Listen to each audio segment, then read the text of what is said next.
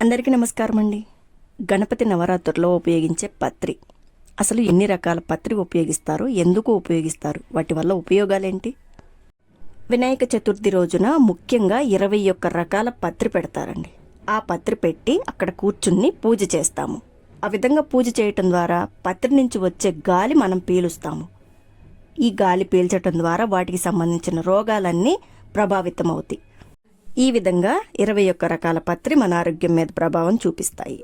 మరి ఆ 21 పత్రి ఏంటో, వాటి ఉపయోగాలేంటో ఒకసారి చూద్దాము. ముందుగా వినాయకుడి పూజలో ఉండవలసిన మొట్టమొదటి పత్రి, ప్రథమ స్థానం మాచిపత్రం.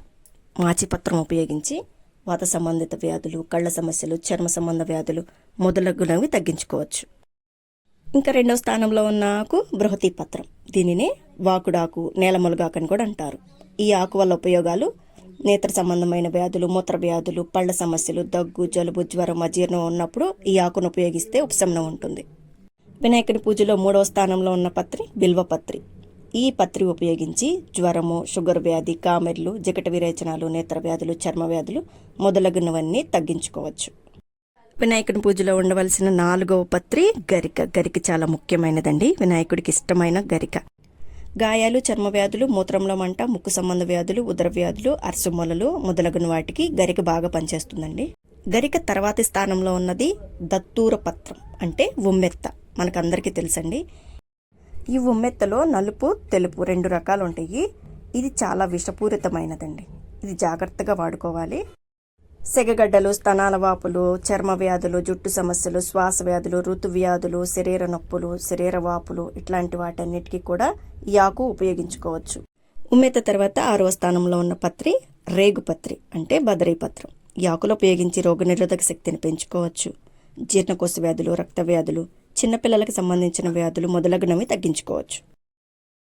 రేగుపత్రం తర్వాత 7వ స్థానంలో ఉన్న పత్రి అపమార్గ పత్రం, అంటే ఉత్తరేణి. ఉత్తరేణి కూడా చాలా మందికి తెలుసు కదండి. ఈ ఉత్తరేణి ఉపయోగించి చాలా రకాల, ముఖ్యంగా దంతాలకు సంబంధించిన సమస్యలు, పిప్పిపళ్ళు, పళ్ళ నుంచి రక్తం కారటము, నొప్పులు, తీపులు, వాపులు, శరీరంపై మంట, దద్దుర్లు, ఆశ్వమొలలు, కిడ్నీలో రాళ్ళు మొదలగున వాటికి ఈ ఆకు చాలా బాగా పనిచేస్తుంది. ఉత్తరేణి తర్వాత 8వ స్థానంలో ఉన్న పత్రి తులసి దళం. ఈ తులసాకు వినాయకుడి పూజలో నిషిద్ధమండి. కానీ ఒక్క వినాయక చవితి రోజు మాత్రమే తులసి దళం వినాయకుడి పూజలో పెట్టవచ్చు. ఇది చాలా బండ గుర్తండి. తులసాకుల వల్ల చాలా ఉపయోగాలు ఉన్నాయి కదండి. మన ఇంటి దగ్గర మనం తరచూ వాడుకుంటూనే ఉంటాము.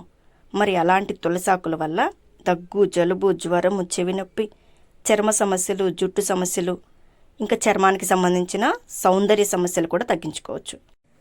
తులసాకులు మనం నోట్లో వేసుకుని డైరెక్ట్గా నమిలి మింగటం ద్వారా రోగనిరోధక శక్తిని కూడా పెంచుకోవచ్చు. అతిసారం తగ్గుతుంది. ఇంకా ఆకు నూరి గాయాలపై పెట్టినప్పుడు గాయాలకి సంబంధించినవి కూడా తగ్గుతాయి. ఇట్లా ఎన్నో రకాలుగా తులసాకు ఉపయోగపడుతుంది. తులసి దళం తర్వాత అందరికీ సుపరిచితమైన ఆకు మామిడాకు, చూతపత్రం అంటారు. ఈ ఆకు ఉపయోగించి ఇంటికి తోరణాలు కట్టుకుంటాము. ఇంకా ఆరోగ్యానికి సంబంధించి రక్త విరేచనలు, చర్మ సమస్యలు మొదలగునవి తగ్గించుకోవచ్చు. మామిడాకు తర్వాత 10వ స్థానంలో ఉన్న ఆకు కరవీర పత్రం, అంటే గన్నేరు. గన్నేరు కూడా చాలా విషపూరితమైనదండి. చాలా జాగ్రత్తలు తీసుకోవాలి. ఈ ఆకు వల్ల చాలా ఉపయోగాలు ఉంటాయండి, కానీ జాగ్రత్తగా చేసుకోవాలి. వీటిని ఉపయోగించి శరీరంలో ఉన్న కణుతులు తగ్గించుకోవచ్చు. విషకెట్టకాల కాటు నుండి రక్షణ పొందవచ్చు. ఇంకా శరీరంపై దురదలు, మంటలు, చర్మ సమస్యలు ఏవైనా సరే, ఇంకా నేత్రానికి సంబంధించిన వ్యాధులు కూడా మొదలగునవి తగ్గించుకోవచ్చు. గన్నేరు తర్వాత 11వ స్థానంలో ఉన్న ఆకు అవిసాకు. ఈ ఆకునే విష్ణుకాంత పత్రం అంటారు. ఈ ఆకు ఉపయోగించి జ్ఞాపక శక్తిని పెంచుకోవచ్చు. ఇంకా దగ్గు, జలుబు, జ్వరము, ఉబ్బసము, కఫ సమస్యలు మొదలగునవన్నీ తగ్గించుకోవచ్చు. వినాయకుడి పూజలో 12వ స్థానంలో ఉన్న ఆకు దానిమ్మాకు, దాడిమి పత్రం అంటారు. ఈ ఆకు వల్ల చాలా ఉపయోగాలు ఉన్నాయి. ఈ ఆకు తెలియని వాళ్ళు ఎవరూ ఉండరు కదండి. ఈ దానిమ్మాకు ఉపయోగించి ముఖ్యంగా దగ్గు, కమెర్లు, అతిసారం, విరేచనాలు, అర్సుమొలలు, చర్మ సమస్యలు, నేత్రానికి సంబంధించిన సమస్యలు ఇంకా మొదలగునవన్నీ తగ్గించుకోవచ్చు. దానిమ్మాకుల తర్వాత 13వ స్థానంలో ఉన్నది దేవదారు పత్రం. దేవదారు పత్రం ఉపయోగించి అజీర్తి, పొట్ట సంబంధిత సమస్యలు, చర్మ సమస్యలు, కంటి సమస్యలు మొదలగునవన్నీ తగ్గించుకోవచ్చు. ఇంకా 14వ స్థానంలో ఉన్న ఆకు మరువక పత్రం అంటారండి. ఈ ఆకు మనం ఎక్కువగా పూలల్లో మధ్యలో వేసుకుని కట్టుకుంటారు. ఎంతో సువాసన భరితంగా ఉంటుంది. ఈ ఆకు ఆరోగ్యానికి కూడా ఉపయోగపడుతుందండి. ఎలాంటి జుట్టు సమస్యలున్నా, చర్మ సమస్యలున్నా ఇంకా జ్ఞాపక శక్తికి కూడా ఉపయోగిస్తారు. 15వ స్థానంలో ఉన్న ఆకు సింధువార పత్రం అంటే వావిలి ఆకు. ఈ ఆకు ఉపయోగించి జ్వరం, తలనొప్పి, కీళ్ల నొప్పులు, మూర్ఛ, చర్మ వ్యాధులు, గాయాలు, చెవిపోటు, ప్రసవ వ్యాధులు మొదలగునవన్నీ తగ్గించుకోవచ్చు. వినాయకుని పూజలో 16వ స్థానంలో ఉన్న పత్రి జాజి పత్రి. మన ఇంటి దగ్గర పెరిగే జాజి పూలండి, సన్నజాజి పూలు అంటారు కదా. ఈ జాజి పూలు ఎక్కువగా అందరికీ తెలుసు. ఈ సన్నజాజి చెట్టు ఆకులు ఉపయోగించి ముఖ్యంగా జీర్ణాశయ వ్యాధులు, మల వ్యాధులు, నోటిపూత, నోటి దుర్వాసన, వాత నొప్పులు, చర్మ వ్యాధులు, కామెర్లు మొదలగునవన్నీ తగ్గించుకోవచ్చు. సన్నజాజి తర్వాత 17వ స్థానంలో ఉన్న ఆకు గండకీ పత్రం, దేవకాంచన అంటారు. ఈ ఆకు ఉపయోగించి కూడా మూర్ఛ, కఫ వ్యాధులు, ఉదర వ్యాధులు, నులిపురుగుల సమస్యలు ఇంకా మొదలగునవన్నీ కూడా తగ్గించుకోవచ్చు. ఇంకా వినాయకుడి పూజలో 18వ స్థానంలో ఉన్నది సెమీపత్రం అంటే జమ్మి ఆకులు. ఈ ఆకులు ఉపయోగించి మూల వ్యాధులు, అతిసారము, కుష్టు వ్యాధులు, దంత సమస్యలు ఇంకా ఎన్నో మొదలగునవన్నీ తగ్గించుకోవచ్చు. జమ్మి ఆకుల తర్వాత 19వ స్థానంలో ఉన్న ఆకులు అశ్వథ పత్రం, రావి ఆకులు. ఇవి కూడా అందరికీ బాగా తెలుసు కదండి.